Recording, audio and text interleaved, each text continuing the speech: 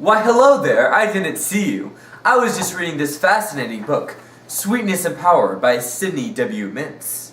Sidney W. Mintz is a professor of anthropology at Johns Hopkins University and taught 20 plus years at Yale University. In fact, he spent some time in the Caribbean himself to get an inside look on the sugar and how it's produced and consumed over time. Sweetness and Power is very factual, backing up all of its claims with multiple cases of evidence as well as first-hand accounts from Sidney W. Mintz himself. While the book was often a little complex and complicated for common readers, we found that it provided lots of insight on how sugar shaped the world economy and the social hierarchy. But what was the purpose of writing this book? We feel that Sidney W. Mintz is providing insight on what the world can be shaped by and how social hierarchy affects the social classes and our own lives. You know, I could tell you all about it, but I think I'll just read it instead. Now, I only have about 10 minutes until I have to meet Jared Diamond for tea time, and so we'll just get right to it, shall we? It all started long ago in a city not much unlike our own. Please, Uncle, just a few ounces, anything. Excuse me, miss. What would you like to order? Nothing, thank you. Sir? Tea. Any sugar? Salt. No sugar. Salt, sir? I live a life of sugar. If I wanted some of it, I would simply have some of my own. That will be all. Uncle. That is sir to you. My sister would not give birth to such a stuttering fool. What is it you want, Miss Cratchit? Sir, a small sum of sugar. To what end? I'm having a few employers over for dinner. If we had even a spoon's amount of sugar, my husband would make a sterling impression. It can mean change for us. No. I've never asked much of you, sir. Not a farthing. Just a little bit of sugar. It'd be sweet of you. My answer is no. A farthing I can manage, but it is fools like you who depreciate the value of sugar and what it stands for. Sweetness is power, Miss Cratchit. Not that I expect you to understand. But I am not a man without mercy. If I saw an injured dog, I'd do my part in putting it out of its misery. A spoon. Here is your spoonful, Miss Cratchit. I expect every grain returned to me within the fortnight. And be warned, I will weigh the lot. If a single ounce is missing, it is on your head. Thank you, Uncle. Sir. And you are always welcome at our table. Family is not something we have much of, but they're always welcome. Do not count on it, Miss Cratchit.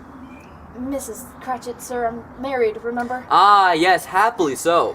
Better than to tarnish the family name with such a dolt. And I expect you to report to work an hour earlier than usual tomorrow. Yes, sir, as you wish. Thank you. Good day, Miss Cratchit. And you too. Merry Sweetness. Your bill, sir. Ah. Yes.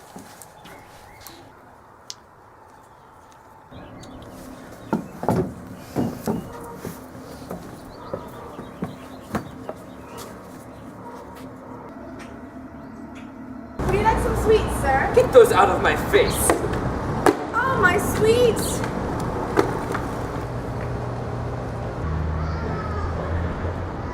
Food for the poor, sir. Perhaps something sweet to make the days more bearable, to put a happier taste in me mouth. Starving, are you? Perhaps you'd like to eat the leather off my boot instead.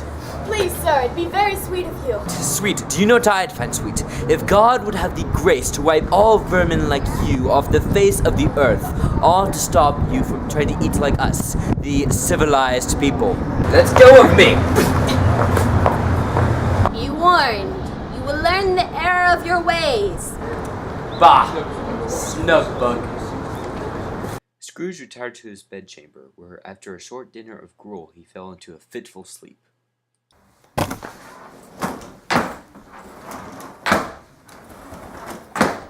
Who is it that comes upon me at this hour? Say your name. What is it you say? Who goes there? I say again, who goes there? Be gone! Who are you? What do you want from me? It is I, Scrooge, your old supplier, Jacob Marley. Marley? Jacob Marley died a hideous death in the West Indies Islands. As a plantation owner, he drove slaves in the fields and forced them to grueling work. Even after emancipation, the slave owners in the West Indies forced the Indians to work in the sugar industry for Britain by eliminating their ability to vote.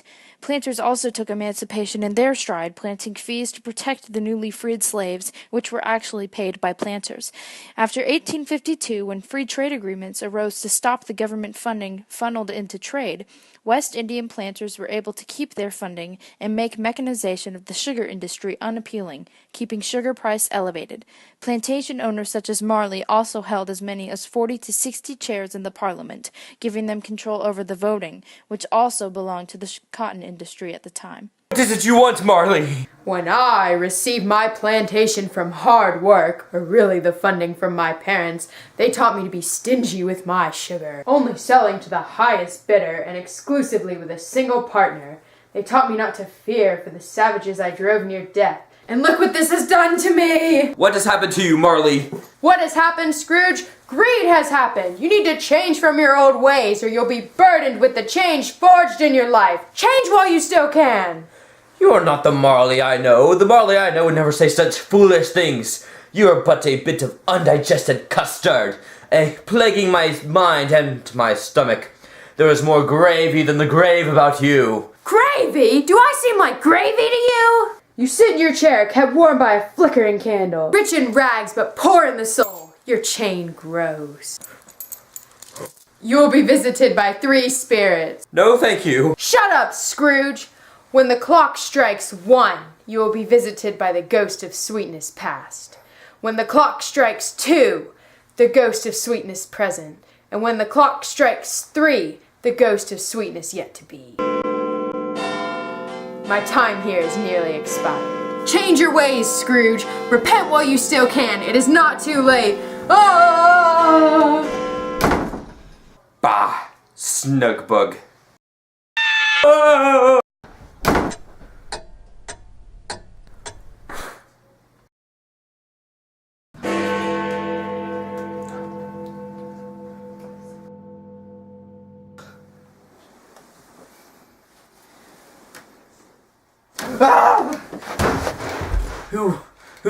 What are you? I am the first of the spirits to visit you. I am the ghost of the sweetness past. Bah! I do not believe it. Ah, but you should, Scrooge. For what are we without trust and belief? I have lived my entire life without trust, Spirit. It is what keeps me alive. Do you trust your doctor, Scrooge? Your wealth? Yourself? Well, of course I... You really shouldn't, Scrooge. Why not? What is this trickery? Look not so fearful, Scrooge. This is where your fortune was made. In the 17th century, Spain and Portugal had begun the establishment of sugar plantations in the New World. For years, the West had been influenced by Arabic culture, which included the cultivation, production, and refining of sugar. In fact, in 711, it was the Arabs that invaded Spain who had introduced sugarcane. With the colonization of Barbados in 1627 came British involvement in the sugar market. Plantations were characterized by a large labor force, a majority of which were African slaves imported to make up for a rapid loss of native workers, an impressive technology that required human, animal, or even water power. Mills yielded greater sugar production and allowed Europeans, at least the higher class, to experiment with sugar as a medicine, a spice, as decor, a preservative, and as an initial sweetener. Why have you brought me here, Spirit? Your fortune may be for the rich, but do not forget that it was the poor who gave it to you. Natives such as I were forced to backbreaking work for centuries in order to appease Englishmen. Bah! Before the British arrived, the Native Americans were idle and unproductive. I'm sure they are much happier now. Do not be so quick to judge, Alfred, as you have not seen the atrocities committed through the slave workers. The enslavement of my people led to death by disease and exhaustion. Is that all there is to you, then? A grumbling ghoul of a guero long gone? Oh, Scrooge, with all your age, wisdom still evades you. Look there. Marley! Still in his youth. Aye, much lighter now than when you last saw him. And who is that boy next to him? Why, that is me. I was so happier then. What happened to those days? See for yourself, you old coot. Merry Sweetness Day. Thank you for all your hard work. Now let's have a ball. Fezziwig, what a delightful man.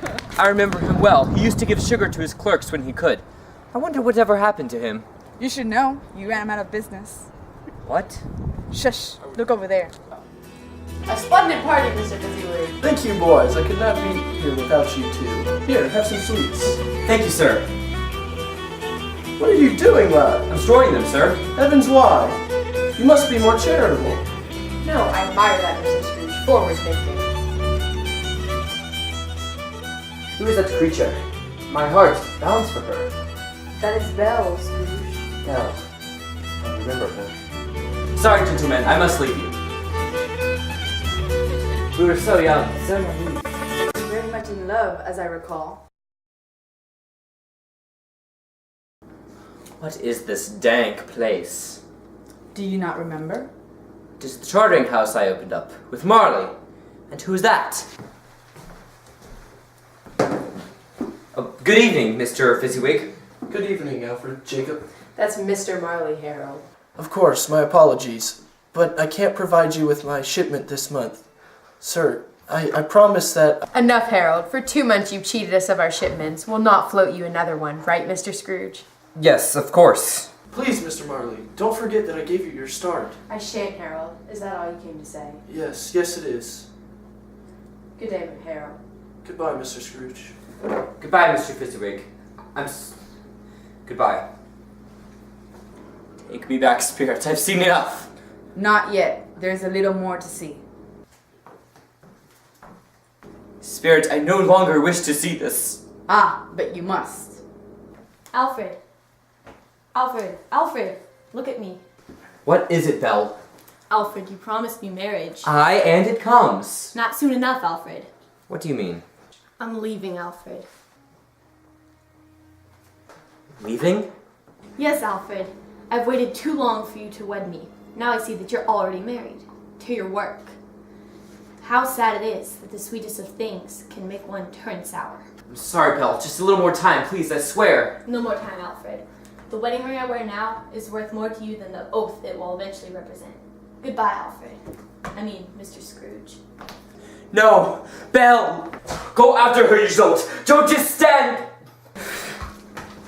Spirit, take me away from this place. These are the shadows of things that have been. They are what they are. Do not blame me. They are what they are. They are what they are. They are what they are. What they are. They are what they are. What they are. Oh, it was but a dream. Be gone, foul spectre, from my mind. I do not need your scolding. Oh! Stay back! Who are you, foul being? Oh, Scrooge, what do you plan to do with that? You know my name. Who are you? Surely you know. You should be expecting me. Second spirit, I thought as much. I see this nightmare persists. Alright, Vision. Take me where you will. I am ready. So you think, Scrooge, but if you were, there would be no need for our journey. Scrooge, touch my robe. What? Scrooge! Where have you taken me, spirit? The rooftops of London, Scrooge. What is the occasion? Look here. By now, sugar was known and used among the wealthiest of England as a medicine, a spice, a preservative, decorative material, and finally a sweetener. Sugar was prescribed as a medicine up until the late 18th and 19th centuries to help ease the common cold or stomach virus, and, according to the philosopher and theologian Thomas Aquinas, could merely be used as a digestive, drug fruit as it was known, during holy fasts. Sugar was also used to preserve fruits and foods that would otherwise spoil. Mixed with ingredients like gum arabic, oil, water, or even ground nuts, sugar could form a clay-like substance that would be used as elaborate decor for the wealthy's pleasure and symbolize a person's power. As a spice condiment, it helped aid in digestion, as it altered the flavors of England's standard diet, and as a sweetener, it was used in baked sweet dishes and drinks that became more popular before 1700. As sugar became more popular and was used in more than one way, importation increased and prices lowered, making it available to everyone. What house is this, spirit? Its windows are cheap, its thatching poor, yet these are the happiest of all people I've seen. These, Scrooge, are your insubordinates. The scourge, as you call them. But is that my niece and her foolish husband? Beth! Beth! She can't hear you, Scrooge, and her name is Beth. Why can't she hear me? I wish to speak with her. Now when the opportunity has long passed, you wish to speak with her. How long has she wished to speak with you? But now you are too concerned with the sugar in your pouch. She has a child. Quite, but with the nutrition she needs, how will she feed him? She does not have the calories needed to supply him. Sugar, it has the nutrition the boy needs. But will you part with your fortune for hers? But wait, they speak. Ooh, get this one.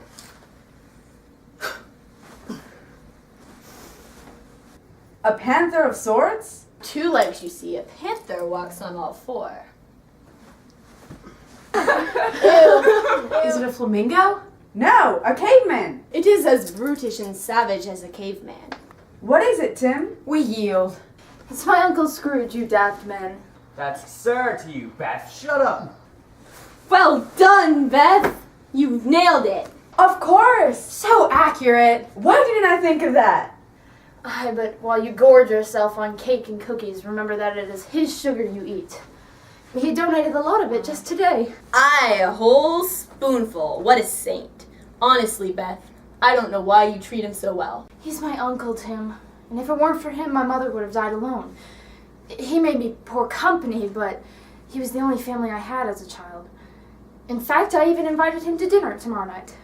All right, Beth. For your sake, I propose a toast. To Uncle Scrooge, may he one day grace us with his presence. God bless Uncle Scrooge! God bless Uncle Scrooge! God bless Uncle Scrooge. To me, what drives them to such a gesture? I've never been kind to them. Spirits, what will happen to the child? If things do not change from their present course, the child will die. The little one? Both that one and the mother. No. What? Isn't that what you would prefer? If God would have the grace to wipe scourge like Beth from this earth? All to keep vermin from trying to eat like you, the higher class, the civilized people? No. Beth isn't. She's not. Look at me, Scrooge! I can't. Look! These are mankind's burdens. Gluttony, which makes man self-satisfied and comfortable to sit in his own fat. To let others starve in order to preserve his dinner plate. The other is greed, Scrooge. Greed that prevents goodwill to man.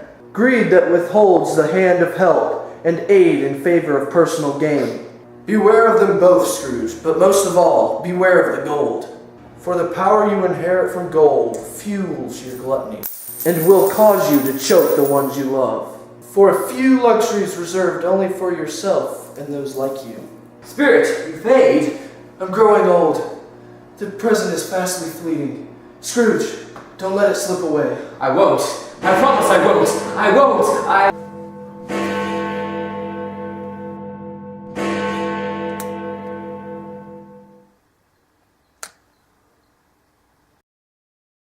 You are a ghastly sight. Are you the ghost of sweetness yet to be? Of all the spirits I've encountered, it's you that I fear the most. Ah, the future is silent, for it is yet to be heard. What a relief. Where are we to go, spirits? What is this putrid place? Is this that stinking cesspool America? And who are these people? Scrooge was in for it, a world consumed by sugar. By 1900, sugar in Britain had become just as important as bread and salt. Its growing appeal in sweetness, caloric intake, and profitable nature left humans susceptible to its power. In 2014, people all over the world have replaced the standard single carbohydrate found in almost every meal before that with sucrose. The 3-meal pattern is no longer a reality, much less an important social custom, and social classes can be determined by the amount of sugar a family consumes. Sugar has become an industrial and domestic power that appears all the time in one's everyday life. I see. Sugar is bound to diffuse to the poor because they need it as a sugar and calorie intake, as well as it allowed them to progress socially. Why didn't I think of this sooner? There is no point in my fighting it. It will happen eventually.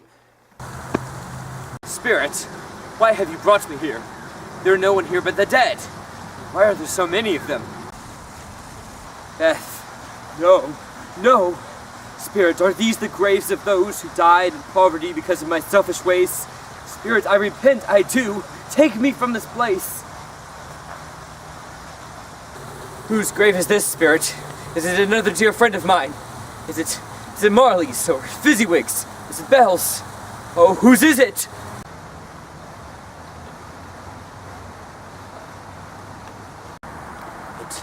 It is mine.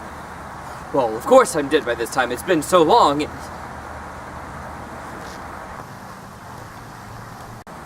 This can't be true. I'm not dead. I feel fine. I'm not. Wait, spirit! My death! It was for nothing.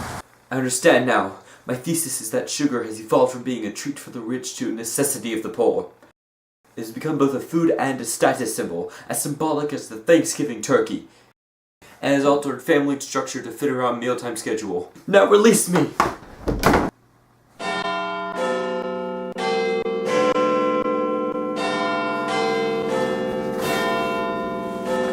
It is morning!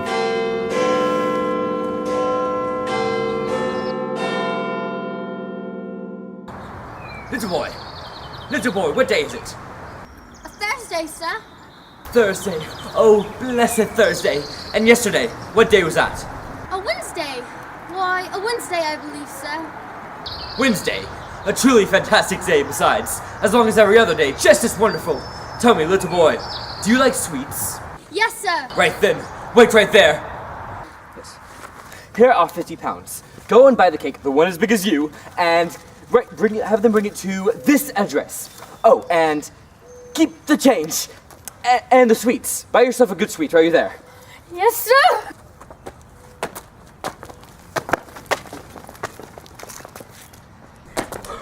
Excellent. Wait, hide there.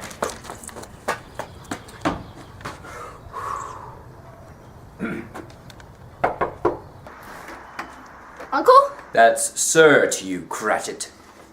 Right. I'm sorry, sir. Where have you been all morning? I told you to come in early. I'm sorry, sir. You must be mistaken. That's tomorrow. Mistaken? That's slander, Miss Cratchit. And I'm through with it. You're fired. Fired? Yes, you are now the manager. You will work half as much and get twice as much pay. And don't even think about asking for more sugar. Because from now on, it's all yours. You can have as much as you want, starting with this cake. Thank you, sir. Thank you, Mr. Scrooge. Uncle. Thank you, Uncle Scrooge. Your mother. Yes, I am. Oh, there you are. Merry sweetness, little one. Merry sweetness, Uncle Scrooge, and God bless us, everyone.